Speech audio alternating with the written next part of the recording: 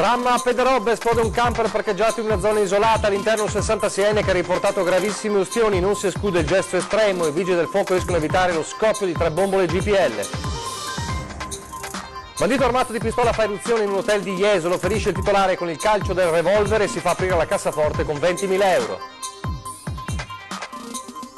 In fiamme nella notte 2 casoni da pesca sottomarina a rogo probabilmente doloso, indagini dei carabinieri per scoprire cause e responsabili. Separazione Venezia-Mestre, la Presidenza del Consiglio dei Ministri si costituisce altare al fianco del Comune contro il referendum, polemiche e appello dei comitati per la consultazione. Olimpiadi invernali 2026, entra oggi il dossier Veneto per il sogno di Cortina, ma è tensione tra Lega e Movimento 5 Stelle con i pentastellati che vorrebbero Torino. Zaia chiede serietà e chiarezza. Scaccia un moscone mentre alla guida, giovane padovano finisce con l'auto nel canale, illeso per miracolo. Torna nel prossimo fine settimana la storica discesa del Sile con ogni tipo di natante, un evento folcloristico che quest'anno però affronta diverse limitazioni per la sicurezza con il rischio di avere pochi spettatori in riva al fiume. Telespettatori di Antena 3, buongiorno, ben trovati, la prima edizione dei nostri telegiornali che si apre con la cronaca del boato che è avvenuto ieri sera, nella tarda serata di ieri a Pederobba, l'esplosione di un camper con all'interno un 66enne ora in fin di vita. L'intervento dei vigili del fuoco è servito anche per evitare che 3 delle 4 bombole GPL presenti esplodessero a loro volta. Un boato, poi le fiamme ed il fumo, ad esplodere un camper parcheggiato in un campo isolato di via Fossadella Pederobba. All'interno c'era un pensionato 66enne del posto che ha riportato ustioni gravissime. Trasportato d'urgenza all'ospedale di Montebelluna, sta combattendo tra la vita e la morte. A soccorrere l'uomo un vigile del fuoco fuori servizio che, visto le fiamme, si è precipitato sul posto. Immediatamente scattato l'allarme. Sono arrivati in pochi minuti i colleghi di Montebelluna che hanno spento il rogo. Dentro al camper sono state trovate anche 4 bombe di GPL, 3 inesplose sono state messe subito in sicurezza, una invece è esplosa all'interno del camper. Sul posto sono arrivati anche i carabinieri di Pederobba, l'area ed il mezzo sono stati messi sotto sequestro. Immediate le indagini, dai primi accertamenti sarebbe stata trovata anche una tanica di benzina vuota, non si esclude che possa trattarsi di un tentativo di suicidio. L'uomo, che da tempo soffriva di forti crisi depressive, non viveva nel camper ma in una casa a Pederobba. L'uomo ha fermato il mezzo in una zona isolata, un campo di sua proprietà. Poi, poco prima di mezzanotte, l'esplosione. Il 66enne, che si trova in fin di vita a Montebelluna, è in attesa di essere trasportato al centro grandi ustioni di Cesena. Ancora fiamme, questa volta hanno distrutto a Sottomarina di Chioggia, in Viale Mediterraneo, 2 casoni da pesca. I pompieri sono accorsi dal locale di staccamento da Cavarze e la Mestre con 3 automezzi e 12 operatori per spegnere il rogo, che ha completamente bruciato le tipiche capanne rurali lagunari ora adibite a ricovero materiali da pesca. Le cause dell'incendio sono al vaglio dei vigili del fuoco e dei carabinieri, non si esclude il dolo. Le operazioni di completo spegnimento e messa in sicurezza della zona con il rischio di appiccare degli incendi in zona sono terminate poco dopo la mezzanotte. Restiamo nel veneziano, ancora litorale, stavolta però da Sottomarina ci spostiamo a Jesolo, dove è iniziata di fatto la stagione estiva, ma sono iniziati anche gli assalti agli hotel. Uno ce n'è stato a Jesolo 2 notti fa con il titolare che è stato picchiato da un bandito armato di pistola, poi fuggito con il bottino di 20.000 euro. Ci racconta quanto accaduto da Jesolo Tommaso Stoppa. Tommaso. Sì, buongiorno a tutti da Jesolo, dove si registra una rapina con pistola al Park Hotel Cellini. Si tratta di un unicum assoluto nella storia di questa località, dove almeno in tempi recenti non ci sono mai state rapine così violente ad albergatori. I fatti sono stati raccontati da Davide Bergamo, titolare 54enne dell'attività. È entrato verso l'1 di notte tra domenica e lunedì un rapinatore solitario con il volto scoperto, puntando una pistola alla faccia del titolare. Dopodiché l'ha colpito anche con il calcio di questa pistola, che non si sa se fosse vera o una pistola finta, ma in ogni caso, racconta il titolare, era un'arma molto pesante. sotto la minaccia del rapinatore. L'albergatore ha dovuto consegnare tutto quanto conteneva la cassaforte, quindi circa 20.000 euro, dopodiché è stato fatto stendere per terra, il bandito gli ha sottratto il cellulare e se n'è andato. Bandito, come dicevamo, a volto scoperto, persona molto giovane, sembrava molto decisa, quindi probabilmente un professionista di questo tipo di colpi. 6 i punti di sutura che Davide Bergamo ha ricevuto quando è andato al pronto soccorso per farsi prestare le cure, e sono accorsi i carabinieri immediatamente dopo il fatto e hanno avviato le indagini anche nel circondario per capire se qualcuno abbia avvistato questo rapinatore. Come vi dicevamo prima, non si registrano altri episodi di questo tipo. Adesso il timore è che vi sia una recrudescenza di criminalità a Jesolo proprio in concomitanza con la stagione estiva. Speriamo che non sia così. Ulteriori aggiornamenti nelle prossime edizioni dei nostri telegiornali. Da Jesolo è tutto. Grazie a Tommaso Stoppa. Peraltro solo 2 giorni fa, l'abbiamo anche raccontato nei nostri telegiornali, il sindacato di polizia ha lanciato l'allarme per gli scarsi rinforzi proprio sul litorale, quindi resta questo allarme. Adesso un incidente stradale che è avvenuto sull'autostrada A22 del Brennero tra Affi e Ala Adio, il confine tra le province di Verona e di Trento, nella tarda serata di ieri. Nello scontro sono state coinvolte 9 persone e 6 sono le persone ferite. La più grave è una donna che è stata trasportata in elicottero all'ospedale Santa Chiara di Trento. Una bambina e un uomo sono ricoverati invece all'ospedale di Bussolengo a Verona, altri 2 a Rovereto e un uomo all'ospedale di Peschiera del Garda. Sul posto, oltre ai sanitari del SUEM, anche i vigili del fuoco e la polizia stradale. E i vigili del fuoco che sono intervenuti anche nel Padovano per un altro incidente, un giovane che è finito con l'auto nel canale. La causa è davvero singolare, fortunatamente è illeso. Lozzo a Testino. Persino un moscone può rappresentare un pericolo se si guida in una strada stretta e piena di curve. Un moscone come quello finito nell'abitacolo di un'utilitaria guidata da un 18enne che nel tentativo di cacciare l'insetto ha perso il controllo dell'auto finendo nel bisatto. Fortunatamente illeso il giovane, che è riuscito ad uscire da solo dalla macchina. Per ripescarla però sono state necessarie 2 ore di lavoro dei pompieri di Este e di Mestre, intervenuti con il nucleo sommozzatori. Adesso lasciamo la cronaca per un attimo e parliamo del referendum per la separazione tra Venezia e Mestre, referendum indetto dal governatore Luca Zaia, anche dopo ovviamente la richiesta dei comitati. Ebbene, la doccia fredda è che anche il governo ricorre al TAR, quindi sta con il comune, con Cafarsetti, che invece è contrario alla consultazione. Allora arrivano le polemiche e un nuovo appello da parte dei comitati proprio per il referendum.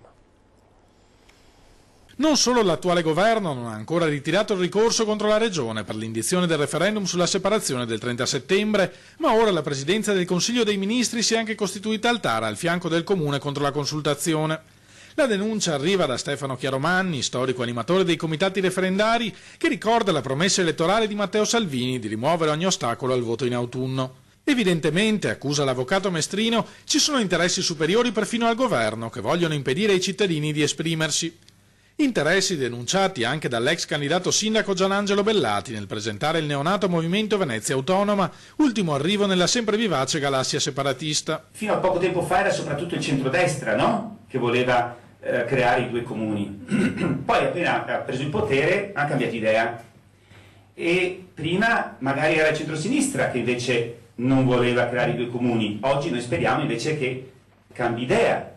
Però, vedete, noi non ragioniamo nelle logiche del mantenimento di posti di potere sì oppure no, noi ragioniamo nella logica della sopravvivenza di queste città. Tra le file del nuovo movimento, molti storici sostenitori della necessità di una separazione dei 2 comuni, come il professor Stefano Zecchi, secondo cui sarebbe soprattutto la terraferma a beneficiare di un'amministrazione autonoma. Venezia, pensate soltanto chiamata centro storico. Cosa vuol dire? Vuol dire derubarla di una sua identità. E cosa vuol dire per Mestre? Farla periferia, continuarla a fare periferia. Per cui io sono convinto che il vero scatto di orgoglio deve arrivare proprio dalla terraferma, dall'idea di non essere colonizzati, dall'idea di avere una propria identità. Adesso parliamo delle Olimpiadi invernali 2026 con il dossier Veneto sulla proposta Dolomiti Cortina che viene chiuso di fatto oggi per poi essere mandato al CONI, ma c'è tensione tra Venezia e Roma perché a quanto pare il Movimento 5 Stelle penderebbe dalla parte di Torino, che è una delle tre candidate assieme a Milano, e ovviamente Dolomiti Cortina. Allora Zaia chiede chiarezza e serietà su questa faccenda. Se qualcuno ci spiega per quale motivo noi non ci meritiamo la candidatura, noi diciamo signor sì, ma ce lo devono spiegare bene. Così non più tardi di un paio di mesi fa il presidente del Veneto Luca Zaia sulla candidatura di Cortina a ospitare le Olimpiadi del 2026. Candidatura su cui si fa esplicito lo scontro tra le due forze di governo, Lega e Movimento 5 Stelle, con il ministro delle infrastrutture, Danilo Toninelli, apertamente schierato a favore dell'altra location italiana, Torino, a guida grillina, e Milano. Non c'è soluzione migliore, ha detto Toninelli, per efficienza, sostenibilità ambientale e risparmio. Parla di kermesse sfavillante all'insegna della riqualificazione e pone uno stop che non ammette repliche alle costruzioni di nuove cattedrali nel deserto, dando per scontato che Cortina e il comprensorio delle Dolomiti non ne sia fornito. Di tutt'altro avviso Zaia. Noi sappiamo che candidiamo un comprensorio sciistico più grande al mondo, oltre 1400 km di piste, per cui se c'è un tema nelle Olimpiadi invernali è quello della neve e del ghiaccio. Abbiamo i trampolini, abbiamo i palazzetti del ghiaccio, abbiamo un sacco di attività perché viviamo di neve, no? Viviamo di sport invernali. Dando per scontato che Cortina e il comprensorio delle Dolomiti non sia fornito delle adeguate strutture. Di tutt'altro avviso Zaia. Zaia irritato dalle fughe in avanti che anticipano la scelta fissata per il 10 luglio della città italiana candidata, come confermato dal sottosegretario leghista Giancarlo Giorgetti. Il masterplan andrà presentato al CONI entro martedì. Il Veneto si aspetta un atteggiamento di seria valutazione da parte del governo, ma le pressioni sulla decisione finale sono evidenti. Non resta che aspettare, così come in questi giorni il Veneto stesso sta facendo anche per l'inserimento delle colline del Prosecco tra i siti patrimonio dell'umanità dell'UNESCO. Due fronti aperti per la promozione di un territorio che si aspetta forti riconoscimenti alla sua storia e a quello che ha saputo costruire. Abbiamo parlato delle tensioni Lega e 5 Stelle, del governo, insomma anche degli alleati di governo. Si parla in questi giorni, c'è la polemica il dibattito sulla preponderanza della figura di Salvini rispetto a Di Maio. Ieri sera a Ring un titolo provocatorio, quello della puntata di ieri, che era Salvini schiaccia i grillini. Se ne è parlato ampiamente nella trasmissione. Allora sentiamo le parole di Jacopo Berti, esponente regionale di spicco del Movimento 5 Stelle, che sottolineano e testimoniano il rapporto non facilissimo tra Movimento 5 Stelle e Lega. Salvini deve fare casino perché sennò, poveretto, lì da solo al governo. Il Premier, bene o male, nasce da una squadra 5 Stelle. I ministri far vedere che fa rumore sinceramente di un tema, parliamoci chiaro. Oggi l'immigrazione sono 80.000 arrivi, no che 80, 40.000 arrivi dall'inizio dell'anno, 120.000 l'anno scorso, siamo un paese di 66 milioni di persone per 300 milioni di persone in Europa. Il problema dell'Italia vedo che non sono più la mafia, la corruzione, la politica corrotta, le infrastrutture che non partono, i tribunali che non funzionano, le liste lunghe negli ospedali, l'istruzione che ha dei problemi, le pensioni che non arrivano, le pensioni d'oro, i costi della politica, ma il tema sono queste persone qua. Fermiamoci tutti perché dobbiamo bloccare 4 barche. È un cortocircuito mediatico? No, si chiamano fumogeni. Abbiamo bloccato il paese, scusate, per 4 barche. Ma siamo seri? Ma però è un segnale forte. Ma no? chi se ne frega, scusate, del segnale forte? Il segnale forte è ridurre le tasse alle imprese, far ripartire il lavoro, tenere qua i ragazzi che possono andare all'estero, hanno voglia di impegnarsi sul territorio. Questi sono i segnali forti, andare a requisire tutti i terreni alla mafia e ridarli indietro alle persone. Questo è un segnale forte. Ma scusi, ma di 400 persone, di 400 persone che scendono a Valencia, piuttosto che scendere, anzi, perché ricordiamo quelli dell'Aquarius erano 600 a bordo, 400 sono scesi in Italia, 200 sono scesi a Valencia, e sembra invece cavolo che hanno fermato praticamente l'orda barbara alle porte. Allora, se vogliamo parlare che non avevamo mai visto forse fino ad adesso, per questo insomma no, c'erano trattative, sì, senz'altro la diminuzione degli arrivi, ma però... il paese si ferma per 200 persone. Cioè il paese si ferma per 200 persone, ma 1,5 milioni di partite IVA? Per quelle non si è mai fermato nessuno. C'è un altro clima teso, questa volta tra Lega e Forza Italia, che non chiaramente dove si è vinto, parliamo delle amministrative, da Treviso a Vicenza e a Martellago, ma a San Donà, dove proprio la spaccatura ha chiaramente favorito, e lo ha ammesso lo stesso vincitore, il sindaco di centrosinistra del PD Andrea Ceresera. Ieri a San Donà nel post voto sono volati letteralmente gli stracci.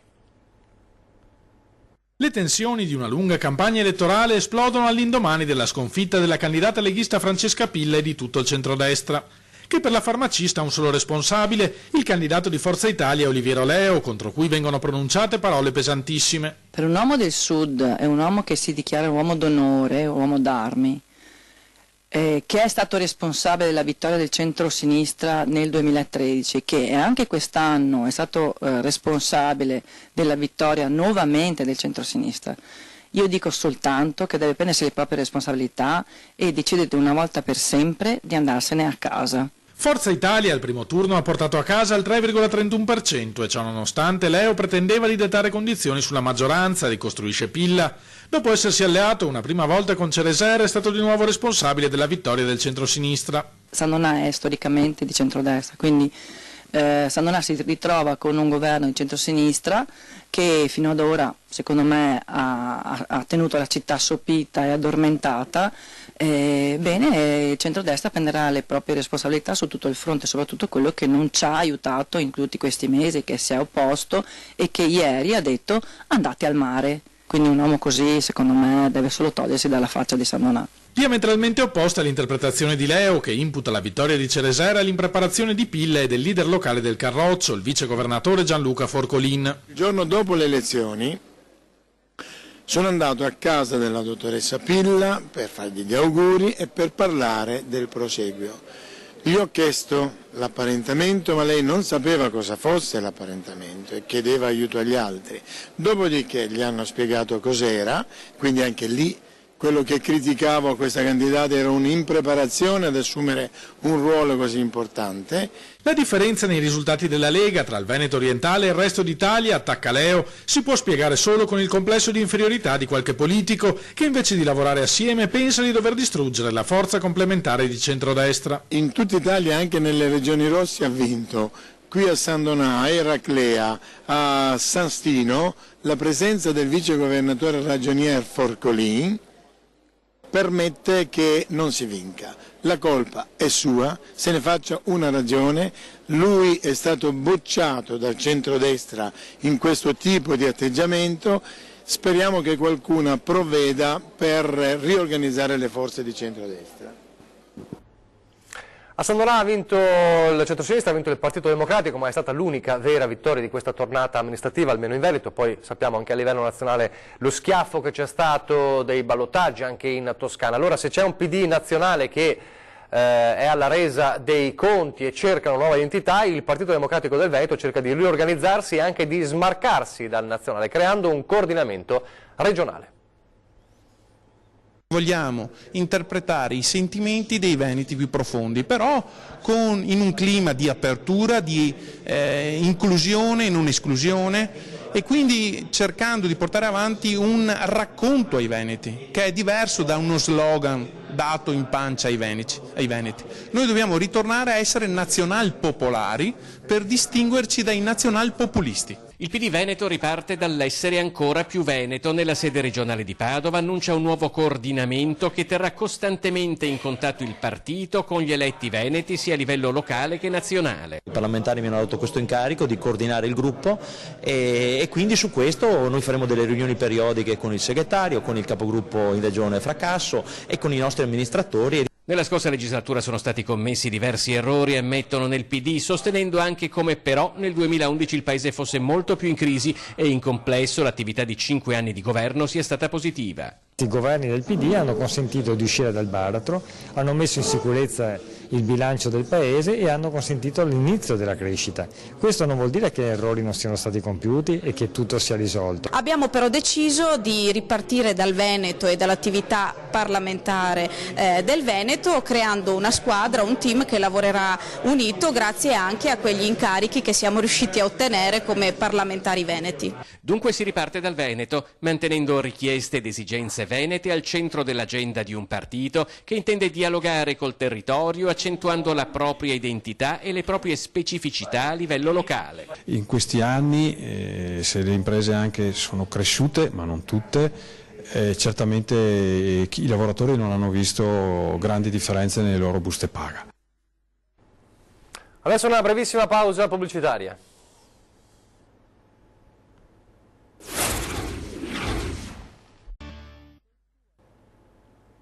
Rieccoci in studio, prima edizione del nostro telegiornale, per tornare a Treviso e parlare di 11 persone che finiscono a processo per aver insultato su Facebook la polizia locale.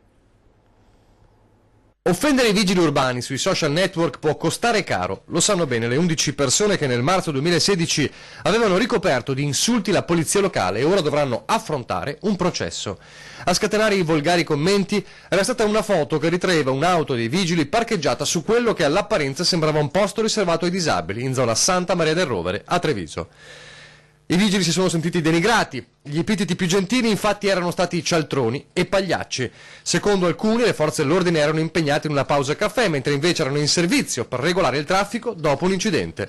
Subito è scattata la querela per diffamazione da parte di 48 agenti. Le persone sottoposte a indagini furono 28, di cui 17 sono state scagionate, per 11 invece il processo. Sempre nel Trevigiano, sempre nella Marca Trevigiana, a Silea, dove torna nel prossimo fine settimana la storica discesa del Sile con ogni tipo di imbarcazione, dalle zattere alle vasche da bagno, una tradizione folcloristica che però quest'anno con i nuovi decreti sulla sicurezza degli eventi affronta diverse limitazioni per la sicurezza che mettono a rischio anche la partecipazione di molti. Sapete che la normativa prevede una persona ogni 70 centimetri quadrati, per così dire. Ride per non piangere il sindaco di Silea, Rossella Cendrone. E se non proprio piangere c'è comunque da preoccuparsi se sono vietati assembramenti con densità inferiore a 75 centimetri quadrati.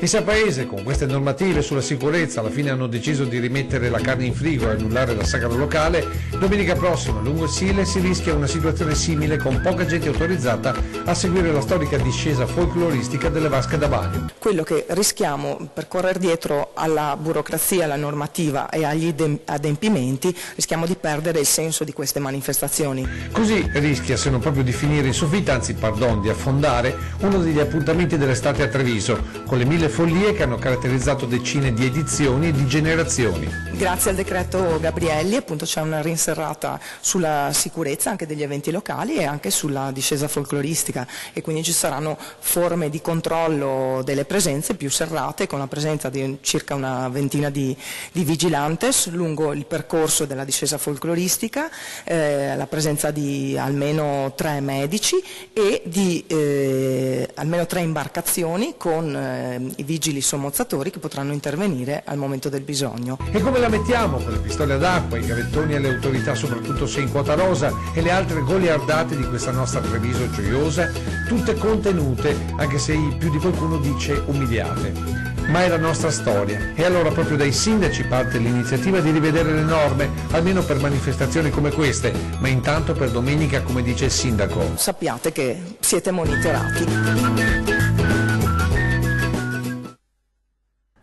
A proposito di monitoraggio, ma è un monitoraggio di tutt'altro genere, è iniziata da pochi giorni infatti la campagna di monitoraggio di ARPAV sui delfini e subito sono stati avvistati i primi esemplari, tra questi, come quelli che vediamo nella foto, un paio di esemplari che hanno fatto capolino l'11 giugno di fronte alla foce del Po di Pila, a 12 km a est di Punta della Maestra. L'attività fa parte delle azioni previste per la implementazione della direttiva europea quadro sulla strategia per l'ambiente marino, Marine Strategy, recepita appunto in Italia. ARPA Veneto a partire da giugno ha il compito infatti di controllare le popolazioni di mammiferi marini, in particolare appunto i delfini. Nel dettaglio i delfini devono essere identificati con riprese fotografiche come questa raccolta appunto alla foce del Po di Pila, in grado di individuare dei segni distintivi permanenti presenti sul corpo.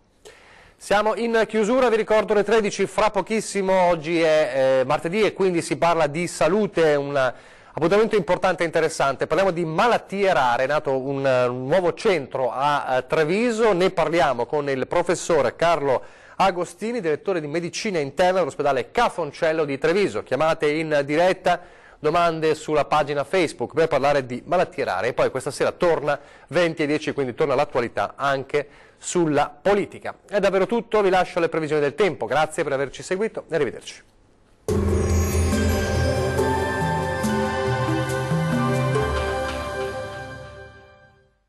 Ben ritrovati al meteo. Condizioni di bel tempo sulle nostre regioni, ma vediamo il dettaglio di martedì 26 giugno.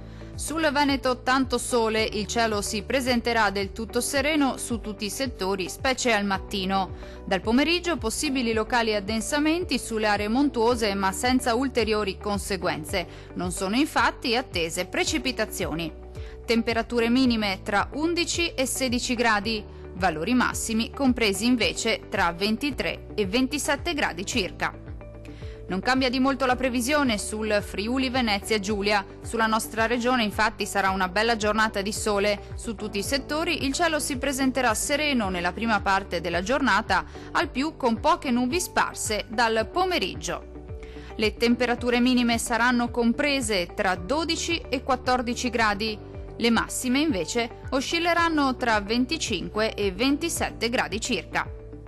Uno sguardo infine al Trentino Alto Adige, dove sarà in prevalenza soleggiato con cielo sereno sui settori meridionali, qualche addensamento in più invece sulle aree montuose di confine, ma che non daranno luogo a precipitazioni.